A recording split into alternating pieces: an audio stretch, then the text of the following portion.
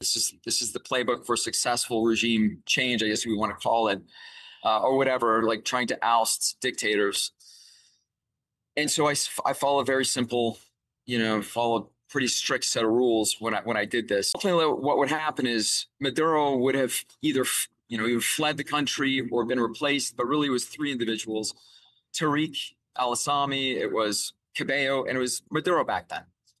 So really, the first part of the operation is to catalyze that change, have the Venezuelan military come in and remove the bad leadership. And then what ends up happening next is you have a counter coup. And this counter coup is where the money needs to start flowing. Once the counter coup is complete, the counter coup basically is when you have other warring factions, which is largely opposition factions, or whoever else is going to be trying to take control once there's a power vacuum. I have enough money that I can align. The third stage is really just reconstruction and humanitarian, right? And keying up for fair and free elections in Venezuela. This was the overall plan. So who was going to be paying you the 212? From whom? Once this is done, the money will flow. This is what was represented to me several times by the individuals I was dealing with at the White House. You believe them, that these guys, I should believe them, that the money is going to come from the White House? So Beardsley wasn't part of those conversations. He was part of other conversations, but not the money conversation. Don't you think if you're negotiating something that big, and Drew Horn is not a decision maker, and Drew Horn was an aide to Pence, if I'm not mistaken, right? So if he's an aide to Pence,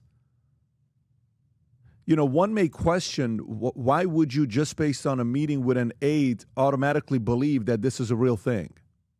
Well, several things. There's a confluence of factors, right? So you have Keith Schiller telling me the exact same thing. You have full authorization from the White House. I have Drew Horn telling me you have full authorization from the White House. I have, I have a White House meeting between Keith Schiller and two other individuals immediately following my meeting with Juan Guaido the Zoom meeting with Juan Guaido to sign the contract. And so everything, and furthermore, I don't. When I'm given a mission in the military, there's no generals that come and tell us that. I don't go and talk to the general and say, hey, are you sure that this is authorized? And there's no, and what's more is this, the president, and I don't care who the president is. I don't care if it's a Democrat president. I don't care if it's a Republican president. I don't care. The president, he's the president of the United States, and he requires deniability. Period. Yeah. So Drew and Jason are telling you that this is what we got approved, that if you do this, we're going to pay this. And you take on that and you believe it and you move on with the mission, trusting those two guys.